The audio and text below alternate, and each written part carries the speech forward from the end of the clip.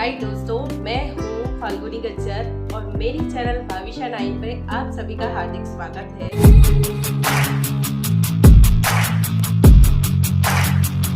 घर की बिजली चली गई थी। पूनम की रात थी। चांदनी इस कदर चारों ओर फैली हुई थी कि मानो किसी ने अंधेरे में लाइट फैलाई हो। सूरज घर की छत पर बैठा था और बैठे बैठे अपनी जवानी के वो सुनहरे पल याद कर रहा था जो शायद वो मरने के बाद भी भूल नहीं पाएगा। 12वीं पास कर सूरज ने आर्किटेक्चर के लिए अप्लाई किया।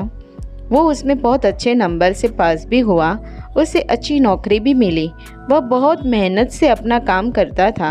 एक दिन अचानक उसकी माँ का फ़ोन आया कि सब काम छोड़ घर पे आओ, मुझे एक अर्जेंट काम है। सूरज घबरा गया क्योंकि कभी कभी माँ की तबीयत बहुत बिगड़ जाती थी। तो उसे हुआ कि माँ को कुछ हुआ है, वरना वो इतनी अर्जेंट मुझे नहीं बुलाती। वह सब काम छोड़ माँ के पास गया और इधर घर पे जाकर वह अवाक हो गया कि ये क्या, ये मेरा घर इतना सजा हुआ क्यों है? कौन आया? माँ ने मुझे अर्जेंट बुलाया ये घर की सजावट देखने। वह अंदर जाता है और माँ हंसते हंसते उसके पास आती है और कहती है कि बेटा जल्दी से तैयार हो जाओ। वो कुछ बोले उससे पहले तो माँ ने उसे कमरे में धक्का दे दिया। कपड़े पहन वह बाहर आता है तो अचानक इतने सारे लोगों को देख समझ नहीं आता है कि क्या हो रहा है। तभी अचानक से वहाँ एक लड़की चाय का कप लेकर आती है। उसे देख सूरज की आंख ठहर जाती है। उसकी पैरों की पायल की छमछम से जैसे मंत्रमुग्ध हो जाता है। उसे कप दे वह चली जाती है। सूरज उसे देखता ही रह जाता है। इधर माँ उसे कानों में पूछती है कि कैसी लगी लड़की। वह तो अभी भी मंत्रमुग्ध था। उसने कहा कि सुपर्ब। माँ हंस पड़ी। सूरज की शादी 15 दिनों में ही करवा दी गई। सूरज और आंचल घूमने के लिए शिमला गए। वहाँ की मनोहर वादियों के बीच उनका संबंध और भी गहरा हो गया।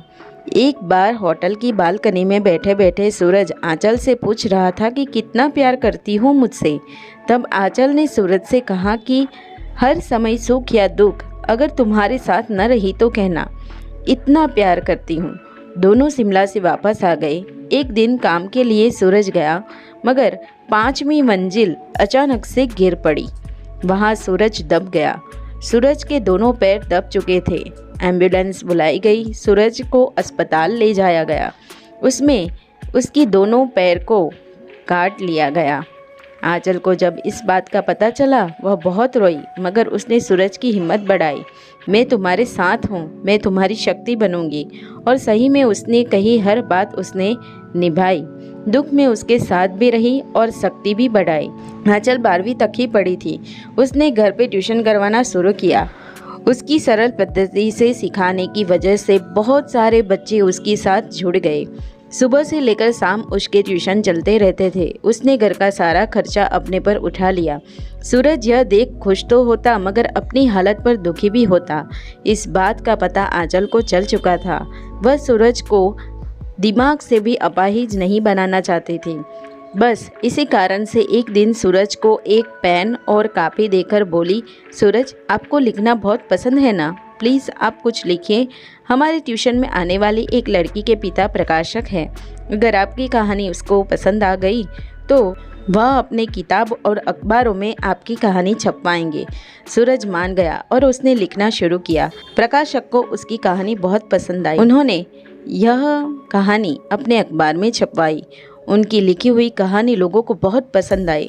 उसको उस कहानी के बहुत सारे पैसे भी मिले। इससे सूरज बहुत खुश हुआ। उसको अपना आत्मविश्वास फिर से मिल गया।